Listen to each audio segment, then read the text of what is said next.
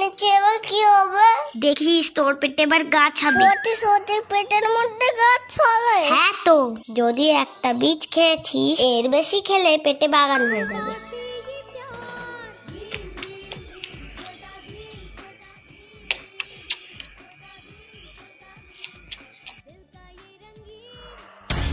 তুই আমার থেকে তরমুজ নিলি কেন? কত কতগুলো রয়েছে, আমি তো শুধু একটা নিয়েছি। ওরকম করিস কেন রে? না যে তুই আমার তরমুজ না হলে আমাকে বলবো, দেখবি? না আমি দেবো না, তুই যাকে খুশি ডাক। তুই দিবি না তো, দেখাচ্ছি মজা।